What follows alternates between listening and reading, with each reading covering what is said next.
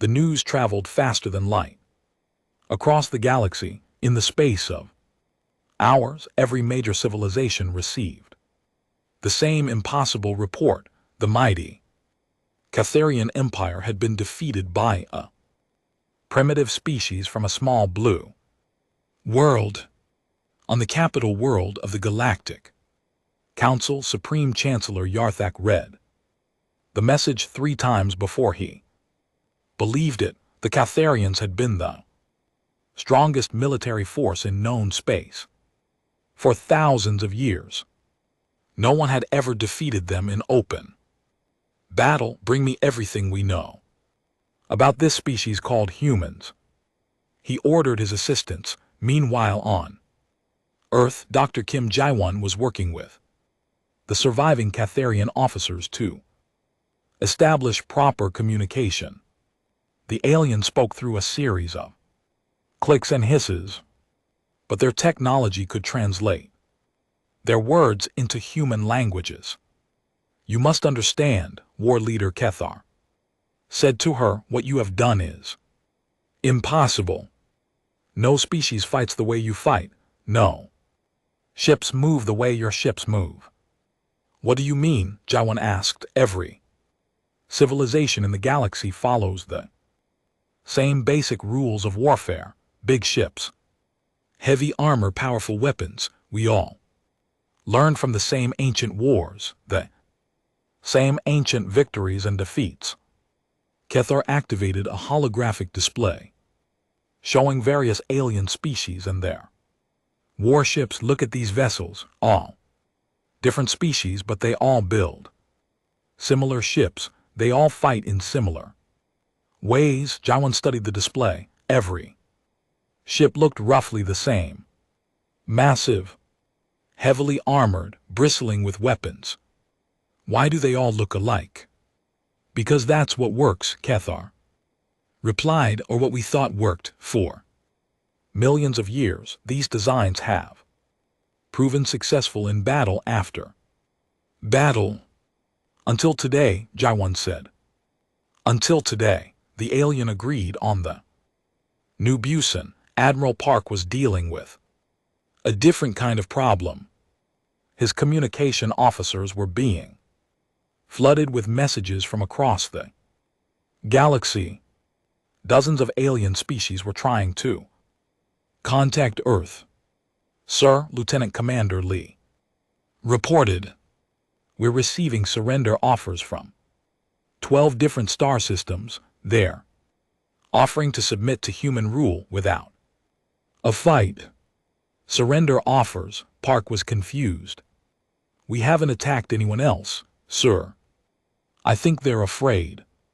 Word of our victory has spread and they assume we're going to start conquering the galaxy. Park thought about this. He had spent his career defending Earth, not conquering other worlds. The idea of ruling an interstellar empire had never occurred to him. Send a message to all of them, he decided. Tell them that humanity has no interest in conquest. We just want to be left alone. But the galaxy wasn't going to leave humanity alone. News of the battle had reached the Galactic Council, and they were sending their fastest ships to Earth. Engineer Nam Sujin was in her workshop, studying the quantum drive technology with new understanding. The battle had shown her something amazing about human engineering. We built these drives wrong, she told her assistant. I mean, we built them right for what we wanted to do, but we didn't understand what we were actually creating. What do you mean? We designed the quantum drives to help us explore space safely. We wanted to avoid dangerous areas, to phase out of normal space when we encountered problems. Nam activated a technical display, but what we actually created was a way to think differently about space and time. She pointed to the quantum field equations. Every other species in the galaxy thinks of space as something fixed, something you move through. But our drives let us treat space as something flexible, something we can bend and shape. And that's why we won the battle. That's exactly why we won. The aliens were fighting according to the old rules of physics, but we were fighting according to new rules that we made up as we went along. Captain Yang Heejin was aboard one of the captured Catharian ships helping to rescue survivors. She was amazed by the size of the alien vessel. It was larger than some cities. On Earth, how do you coordinate something this big? She asked a Catharian engineer. Coordination. The alien seemed confused by the question. Each ship fights independently, that is the honorable way. But how do you work together? How do you support each other in battle? Support. We do not understand this word in military context. Yang realized something important. You don't fight as a team. Each ship is on its own. Of course, a warrior must prove his worth through individual combat. To rely on others would be shameful. But that's why you lost, Yang said. We work together. Every human ship supports every other human ship. The alien engineer looked at her with something like wonder. Your species fights as one organism. This is unprecedented. Captain Choi Diho was monitoring galactic communications from his ship when he detected something alarming. Military fleets from dozens of different species were moving toward Earth. Admiral Park, he called urgently. We have a problem. I'm detecting massive fleet movements throughout the galaxy. They're all heading in our direction. How many ships? Park asked. Sir, I count at least 50 different fleets. Some of them are larger than the Catharian force we just defeated. Park felt a chill run down his spine. Are they coming to attack us? I don't think so, sir. The communication traffic suggests they're coming to negotiate. Negotiate what, sir? I think they want to surrender to us. Dr. Kim Jae-won received the first formal diplomatic message 3 hours later. It came from the Galactic Council, and its tone was both respectful and fearful. To the human species of the world called Earth, the message began. We, the representatives of the Galactic Council, request permission to send a diplomatic mission to your system. We wish to discuss terms for peaceful coexistence. Terms for peaceful coexistence. Admiral Park read the message aloud. They're talking like we're the ones with the big fleet. Sir, Lieutenant Commander Lee said, in a way we are. We just proved that our small fleet can defeat anything in the galaxy. But we don't want to conquer anyone. They don't know that, sir. More messages arrived throughout the day. The Zorelian Republic offered to share their advanced medical technology in exchange for a non-aggression pact. The Stellar Federation proposed a trade agreement that heavily favored Earth. The Crystalline Empire offered to pay tribute to humanity. This is crazy, Park said after reading the 20th surrender offer. We fought one battle to defend our home, and now half the galaxy wants to give up to us. Engineer Nam had been thinking about this problem. Admiral, I think I understand what's happening. Every species in the galaxy has been fighting the same way for millions of years. They all have the same weaknesses, the same blind spots. Go on.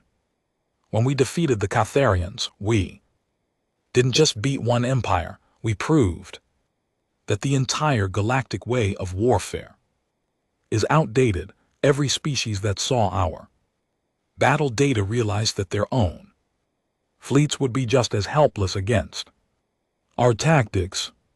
So they're surrendering because they think we could beat them too. Exactly. And they're probably right. Admiral Park looked out at the stars, thinking about the responsibility that had just fallen on humanity's shoulders. A few days ago, Earth had been an unknown world on the edge of the galaxy. Now they were apparently the most feared military power in known space. "Sir," Lieutenant Commander Lee said, "what are your orders? How do we handle this?" Park was quiet for a long moment. Then he smiled. "We do what humans have always done when faced with the unknown. We learn, we explore, we make friends. Sir, send a message to the Galactic Council. Tell them that Earth accepts their request for diplomatic contact. Tell them that humanity is interested in learning about the galaxy, not conquering it. And if they don't believe us, then we'll prove it to them, the same way we proved we could defend ourselves." As the messages were sent out across the galaxy, humanity prepared for its next great adventure, learning to live among the stars as equals, not conquerors. The battle had ended, but the real challenge was just beginning. Admiral Park watched the battle unfold from his command chair on the new Busan. The tactical display showed something that should have been impossible. His small fleet of 200 ships was winning against 11,000 alien warships. "Sir," Lieutenant Commander Lee reported, "we've destroyed 4,000 enemy vessels. They're starting to break formation." Park nodded, but he wasn't celebrating. Yet he had learned in his long military career that the most dangerous moment any battle was when the enemy realized they were losing. "All ships," he broadcast, "maintain formation. Don't get overconfident. Enemy still outnumbers us 3-1. On the Catharian flagship, Grand Admiral Voxthal was experiencing something he had never felt before: panic. His mighty fleet, the pride of the Empire, was being torn apart by ships that shouldn't even exist on his sensors. "War Leader Cathvar," he called, "order all ships to focus fire on the largest human vessel. If we can destroy their flagship, maybe their coordination break down." "Sir, which ship is their flagship? We can't tell them apart when they keep disappearing and reappearing." Voxthal stared at the display. The human ships all look similar: small, fast, and constantly phasing in and out of reality. There was no obvious command ship, no massive dreadnought that clearly led the others. "They're all the same size," he realized. "They don't have a flagship. They don't follow our command structure at all." Meanwhile, engineer Nam Sujin was making adjustments to the quantum drive system. In real time, she had discovered something amazing during the battle. The quantum field was becoming stronger as more ships joined the network. "Admiral," she called over the intercom, "the quantum entanglement is creating a feedback loop. The more ships we have in the network, the more powerful each individual ship becomes." "What does that mean?" Park asked. "It means our ships are getting harder to hit and more accurate with their weapons as the battle continues. The enemy's advantage in numbers is actually working against them." Captain Yang Haijin was leading her squadron in an attack against a cluster of Catharian heavy cruisers. The Gangnam phased into normal space directly above the enemy formation, fired a spread of missiles, then disappeared before the aliens could respond. At the same instant, Captain Choi Diho's ship, the Sejong, materialized below the same formation and fired its main guns. The coordinated attack came from two directions at once, overwhelming the Catharian defenses.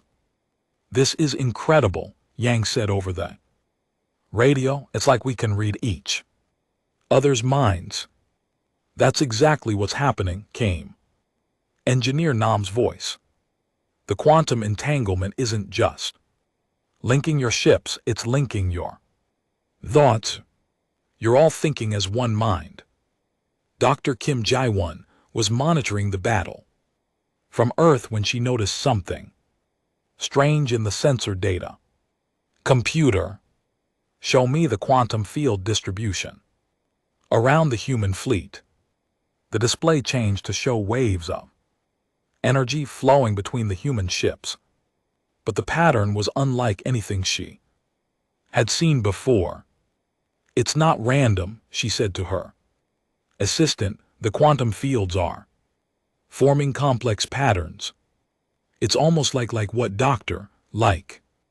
They're forming a single distributed brain. Each ship is like a neuron and they're all connected by quantum entanglement."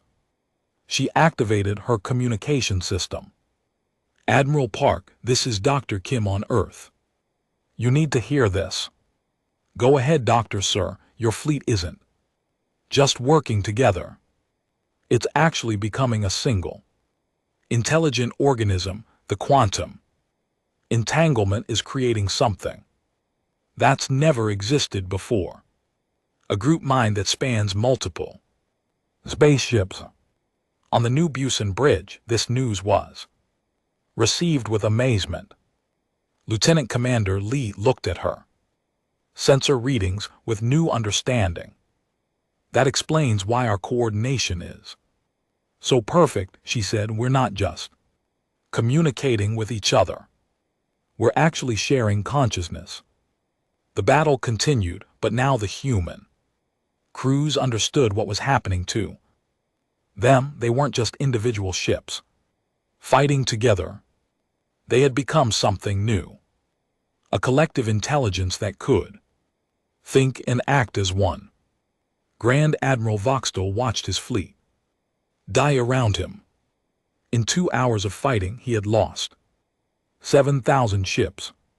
His remaining vessels were scattered across space, their formation completely broken. "Sir," War Leader Kethbar said quietly, "we should consider retreat." "Retreat?" Voxtel turned to stare at his second-in-command. "The Catharian Empire has never retreated, not once in 3,000 years, sir. With respect, the Catharian Empire has never faced an enemy like this." As if to prove his point, a group of human ships suddenly materialized around the Eternal Dominion. The flagship was surrounded by 50 small vessels that had appeared from nowhere. "Shields up," Voxtel ordered. "All weapons fire at will." The massive ship's guns fired in all directions. But the human ships were already gone, replaced by a different group attacking from the opposite side. The Eternal Dominion's weapons hit empty space while human missiles struck it. "Armor." Captain Choi Deho had an idea that was either brilliant or insane. "Admiral Park, requesting permission to attempt something unprecedented." "What is it, Choi?" "Sir, what if we could phase one of our ships directly inside an enemy vessel? Not just near it, but actually inside it." There was silence on the radio for a moment. Then Engineer Nam's voice came through. "It's theoretically possible, but it would be incredibly dangerous. If the quantum field collapsed while the ship was inside solid matter, the ship would be destroyed instantly." Park finished. "Choi, why do you want to try this?" "Sir, their flagship is heavily armored. We can't break through from the outside. But if we could get inside." Park made his decision. "Do it, but be careful. Captain Choi modified his ship's quantum field, adjusting it for precise materialization. The Sejong disappeared from normal space, then reappeared in what should have been an impossible location, inside the Eternal Dominion's bridge. Grand Admiral Voxdal stared in shock as a human ship materialized in the middle of his command center.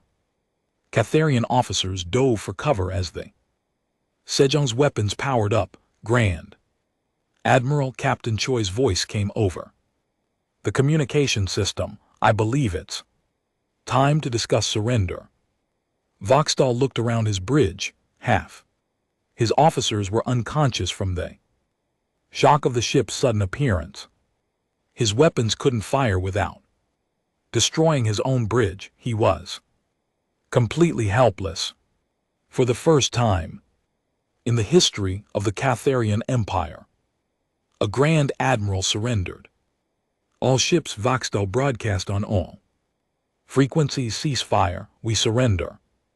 Across the battlefield, the fighting stopped. Catharian ships powered down their weapons and raised surrender flags. The human fleet maintained their positions, still ready to fight but no longer attacking.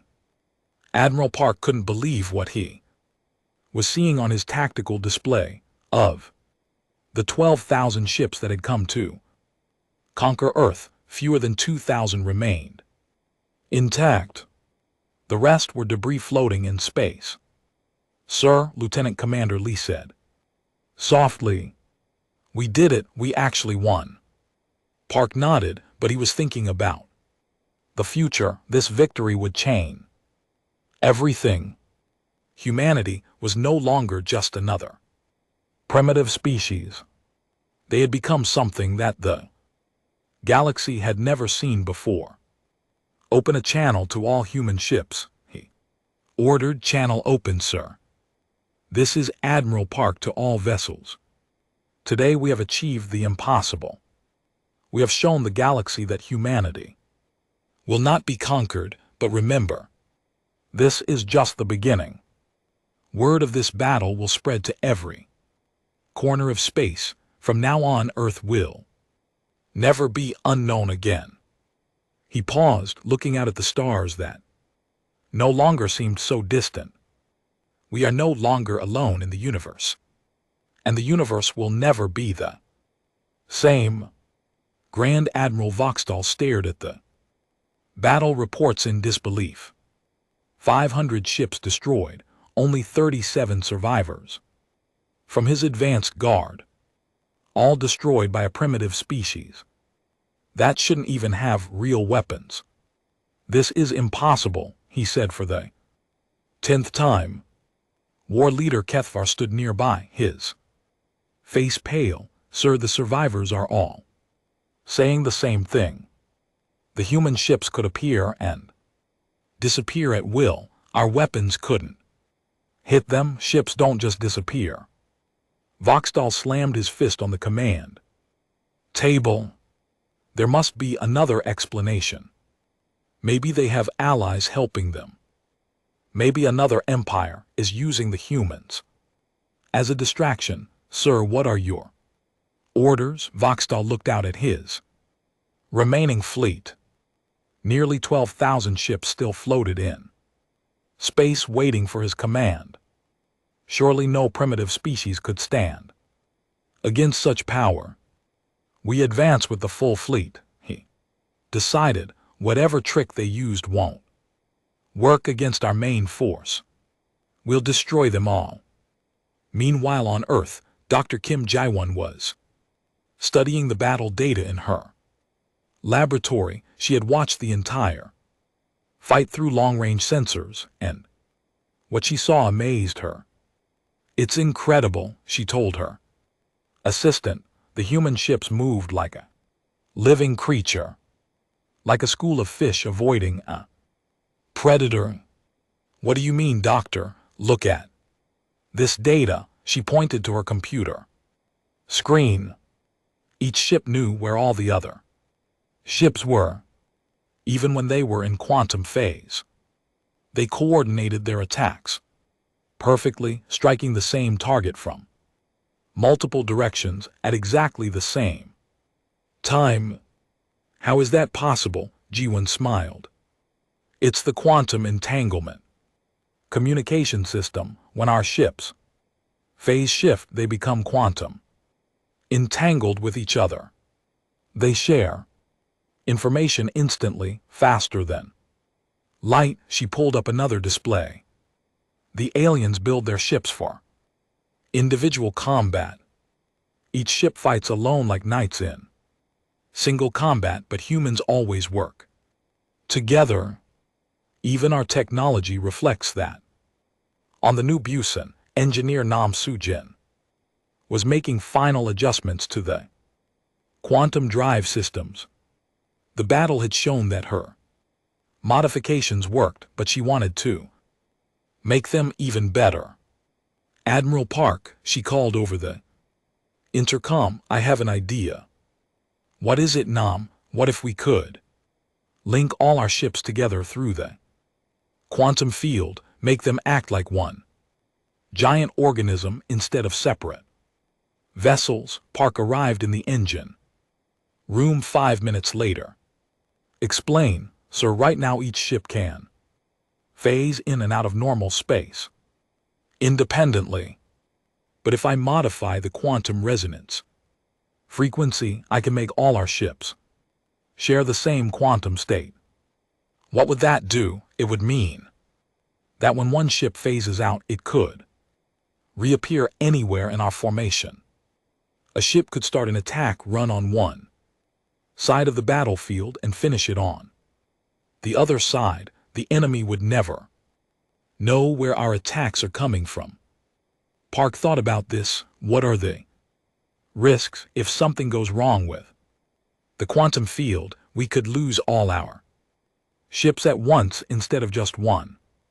Nam paused. But sir, if we don't try this, I don't think we can win against their main fleet. Do it, Park ordered. Across the human fleet, ships began linking their quantum systems together. It was dangerous work. One mistake could tear a ship apart at the molecular level. But the human crews worked with calm precision, knowing that their species' survival depended on their success. Captain Yang Hee-jin felt the chain when her ship's quantum drive connected to the fleet network. Suddenly, she could sense the location of every other human vessel, even when they were phased out of normal space. This is amazing, she told her crew. It's like we're all part of the same mind. Captain Choi Di-ho was monitoring Catharian communications when the alien main fleet began moving. All ships, he broadcast, the enemy is advancing. 11,500 ships moving in standard battle formation. Admiral Park studied the tactical display. The Catharian fleet was arranged in a massive wall of ships, each one protecting the others. It was an impressive sight, but Park saw its weakness. They're still thinking like they're fighting other big ships. He told Lieutenant Commander Lee, they expect us to form our own battle line and fight them ship to ship. What's our strategy, sir? We don't form a battle line. We swarm them like angry bees attacking a bear. The two fleets met in the space between Mars and Jupiter. The Catharian formation stretched across millions of kilometers, a wall of steel and weapons that seemed impossible to defeat. But the human ships didn't try to match their formation. Instead, they scattered across the battlefield, phasing in and out of reality in seemingly random patterns. Grand Admiral Voxtel watched in confusion as human ships appeared throughout his fleet. They weren't attacking in formation. They weren't following any battle plan. He understood, they just seemed to be Everywhere at once, target the human ships, he ordered. Sir, which ones? They're scattered across our entire formation. That was the point. The human ships were using their quantum link to coordinate attacks that seemed impossible. A ship would begin an attack, run on the left side of the Catharian fleet, phase out of normal space, and reappear on the right side to complete the attack. Another ship would appear above a Catharian vessel, fire its weapons, then phase out and reappear below a different target. The Catharians tried to respond with their traditional tactics. They fired massive volleys of weapons at the areas where human ships had been seen, but the humans were never there when the weapons arrived. Captain Yang led a coordinated strike against a Catharian dreadnought. Her ship, the Gangdong, appeared directly in front of the enemy vessel and fired at its bridge. At the same moment, 3 other human ships materialized at different positions around the same target, all firing at once. The Catharian ship, built to withstand attacks from one direction, couldn't handle attacks from 4 directions at the same time. Its armor cracked, then shattered. The ship broke apart in a brilliant explosion. Target destroyed, Yang reported, moving to next target. All across the battlefield, similar scenes were playing out. Catharian ships that had conquered 100 worlds were being destroyed by an enemy they couldn't see, couldn't predict, and couldn't fight. Engineer Nam monitored the quantum field from her station on the new Busan. System was working perfectly. The human ships moved through space like a single organism, striking with precision that no traditional fleet could match. Admiral, she reported, the quantum link is stable. Our ships are operating at maximum efficiency. Park nodded, watching the tactical display. Red dots representing Catharian ships were disappearing rapidly. In 30 minutes, the aliens had lost over 1,000 vessels, but the human fleet was just getting started. Dr. Kim Jiwon observed the battle from Earth's orbital defense platform. What she saw changed her understanding of warfare forever. The human ships weren't just fighting as individuals, they were fighting as a collective intelligence, sharing information and coordinating attacks with perfect timing. It's beautiful, she whispered to herself. They're like a dance in space. Grand Admiral Voxthal realized that his empire's greatest strength had become its greatest weakness. His ships were designed to fight other ships that followed the same rules, but humans didn't follow any rules at all. Sir, War Leader Kethavar reported, we've lost 3,000 ships.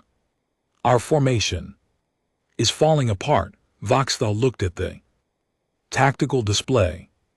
His perfect battle formation was in chaos. Human ships appeared and disappeared throughout his fleet like ghosts, destroying his vessels faster than he could count. For the first time in his long military career, Grand Admiral Voxthal began to understand what fear felt like. Grand Admiral Voxthal stood on the bridge of his flagship, the Eternal Dominion. The ship was massive, stretching for kilometers through space. Its armor was thick enough to stop planet-killing weapons. Its guns could destroy entire fleets with a single shot. Behind him, the Catharian fleet moved through space like a dark cloud. 12,000 ships, each one a masterpiece of war. For 3,000 years this empire had conquered world after world. No enemy had ever defeated them. Report, Voxthal commanded his second-in-command, War Leader Kethavar stepped forward. Sir, we are 2 days from the target world. Our scouts have analyzed their defenses, and they have only 200 ships, my lord. Small vessels, poorly armed. They appear to be converted mining and research craft. Voxthal laughed. It was a cold sound that echoed through the bridge. 200 ships against our 12,000. This will be the shortest conquest in our history, sir. Another officer spoke up. Should we send terms of surrender again? No, Foxthal said.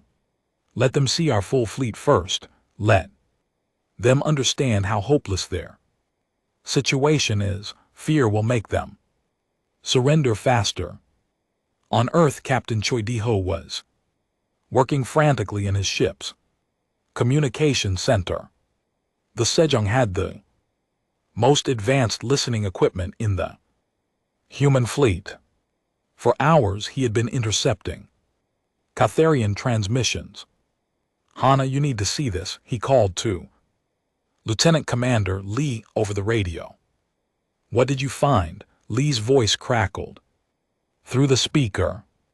I've been listening to their battle plans. These aliens fight like they're still in the old days. They line up their big ships and shoot at each other until somebody dies. What do you mean? Their whole strategy is based on having bigger, stronger ships than the enemy.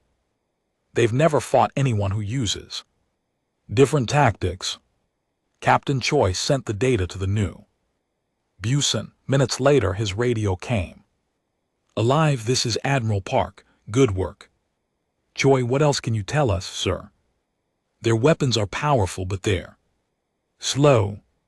They're designed to hit big targets that can't move quickly. Their computers assume that enemy ships will fly in straight lines. Interesting. What about their defenses? Their armor is incredibly thick, but it's all on the front and sides of their ships.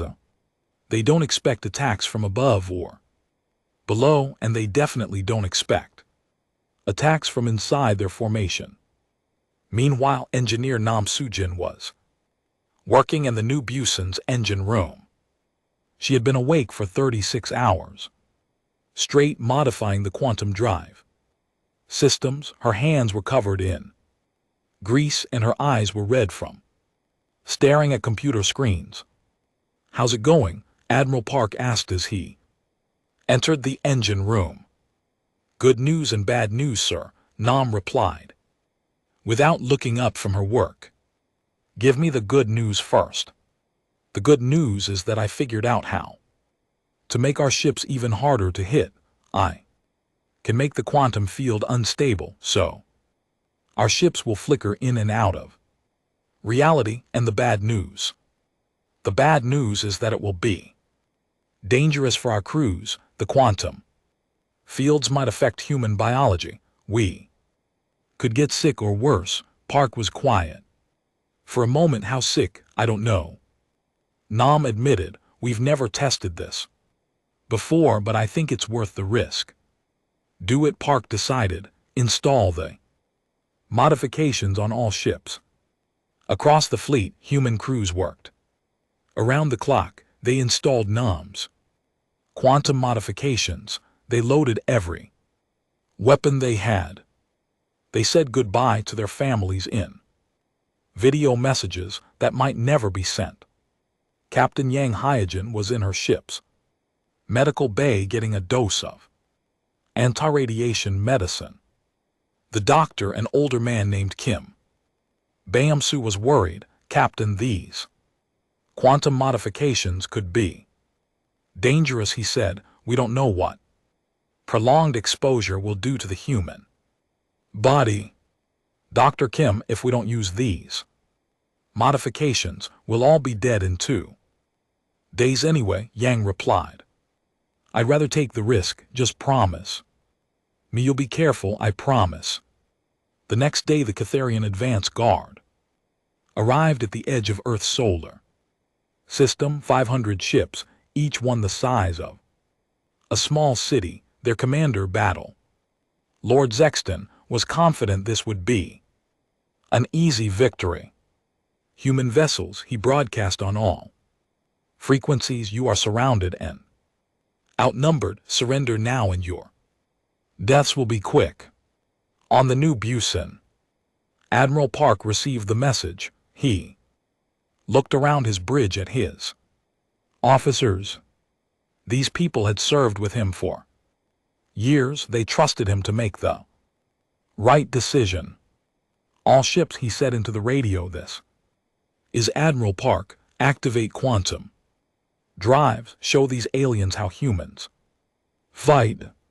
Across the human fleet, quantum drives hummed to life. The ships began to flicker, appearing and disappearing like ghosts. On Catharian sensors, the human vessels seemed to vanish completely. What's happening? Battle Lord Sexton demanded of his sensor officer. Sir, the human ships have disappeared from our screens. Our weapons can't lock onto them. That's impossible. Ships can't just disappear, but they had disappeared. And now they were doing something that no Catharian had ever seen before. The human ships began to appear inside the Catharian formation. They materialized behind enemy vessels, fired their weapons, then vanished again before the Catharians could respond. It was like fighting smoke. Target the human ships, Sexton shouted. Sir, we can't target what we can't see. The Catharian weapons fired at empty space. Their massive guns, designed to destroy other massive ships, hit nothing. Meanwhile, human vessels appeared and disappeared like lightning, striking weak points in the Catharian armor. Captain Yang led her ship, the Gangnam, on a daring attack run. She phased her ship directly above a Catharian cruiser, fired at its unprotected top, then vanished before the enemy could react. The alien ship exploded in a ball of fire. Did you see that? She called over the radio. We got one. All across the battlefield, human ships were striking and disappearing. The Catharians had never faced an enemy like this. Their computers couldn't track targets that existed in multiple dimensions at once. Their tactics were useless against an enemy that could appear anywhere. In 10 minutes, 50 Catharian ships were destroyed. In 20 minutes, it was 100.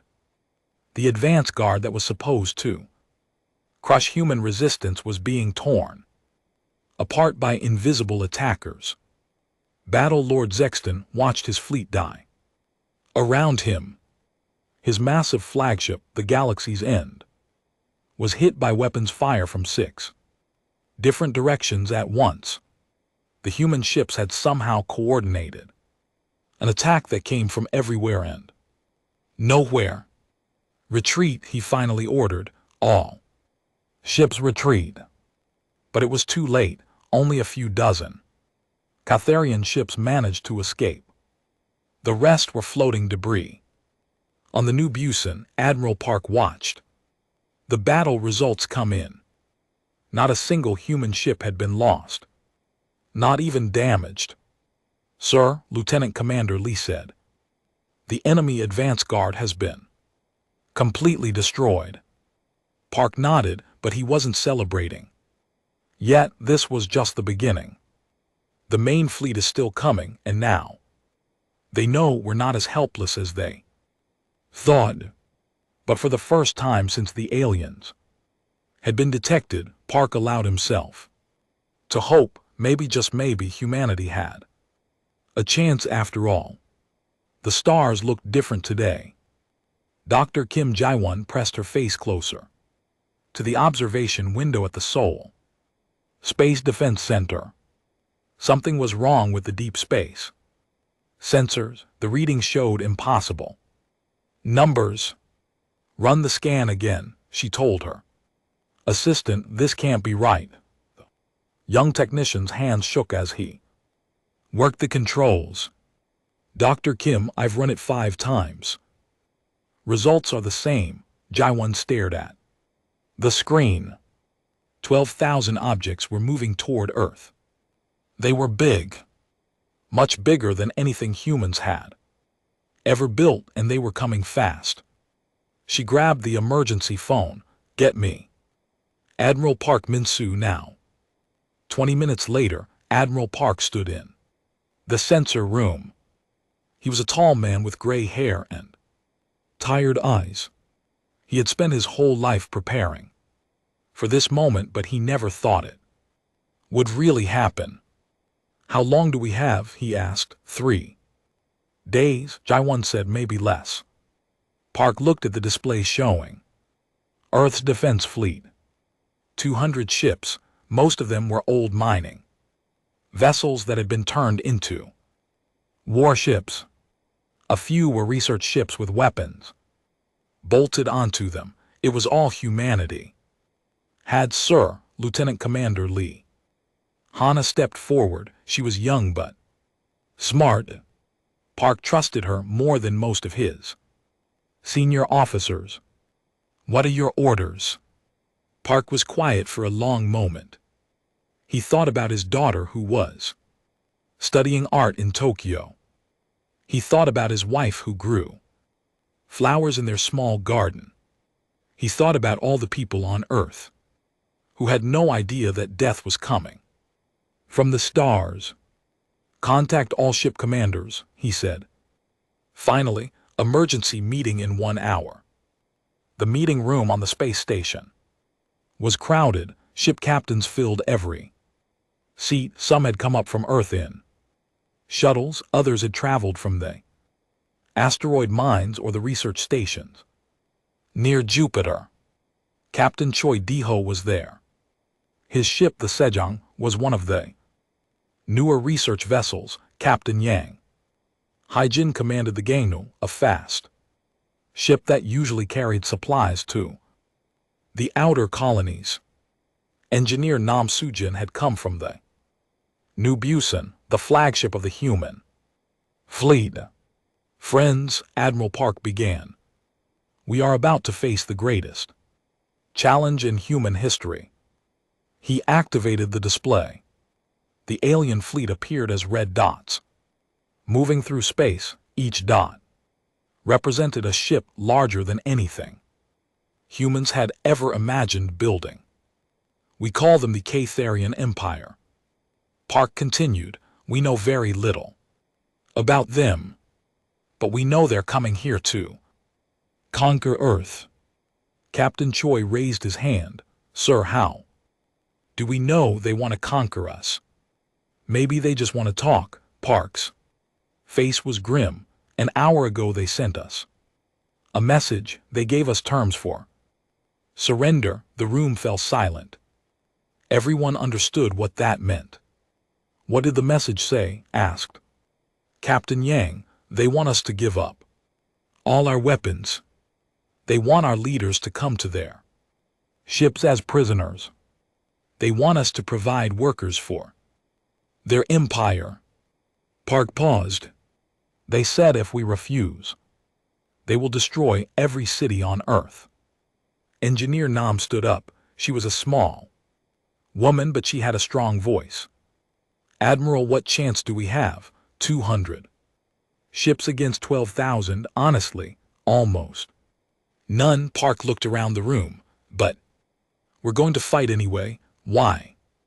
Asked Captain Choi. If we can't win, why not surrender? At least some people would live. Park smiled sadly. Because that's not who we are. Humans don't give up. We've never given up. When the ice age came, we didn't give up. When diseases killed millions, we didn't give up. When wars destroyed our cities, we built them again. He activated another display. This one showed the human fleet in detail. They think we're weak because our ships are small. They think we're stupid because we're new to space travel. They think we'll be easy to defeat because we don't have their big weapons. Lieutenant Commander Lee stepped forward. Sir, we do have one advantage. They don't know about the quantum drives. Park nodded. Tell them, Lee. Lee activated a new display. Every human ship has a quantum resonance drive. We built them for exploration, not for war. They let us travel through space in ways that other species have never tried. What do you mean? Asked Captain Yang. Our ships can phase in and out of normal space. Lee explained. We can become like ghosts. We can appear in one place, then disappear and appear somewhere else instantly. Engineer Nam's eyes lit up. I helped design those drives. They were meant to help us explore dangerous areas of space. We never thought of using them in battle. Well, now we have to, Park said. It's our only chance. Captain Choi frowned. But sir, we've never used the quantum drives in combat. We don't know if they'll work against enemy weapons.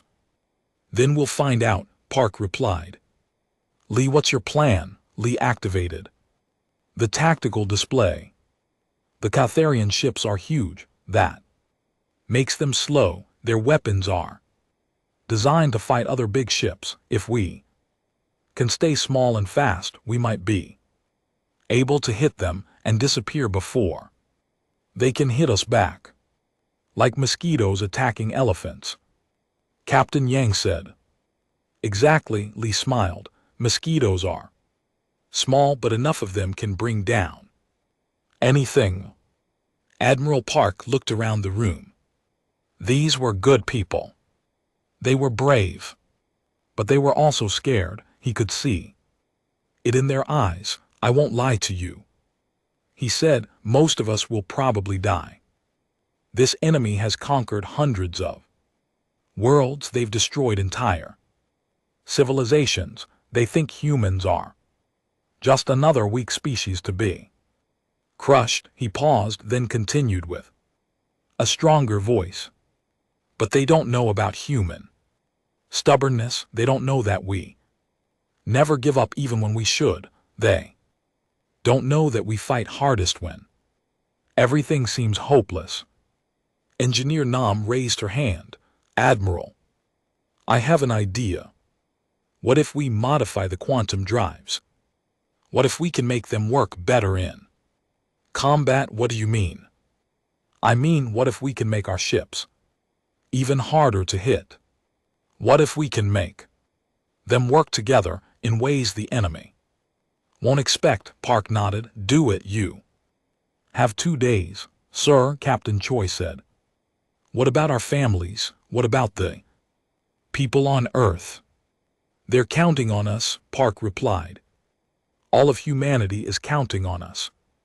We're the only thing standing between Earth and slavery. The meeting ended. The captains returned to their ships. In 2 days, they would face an enemy that had never lost a battle, but they were human, and humans had a long history of doing impossible things.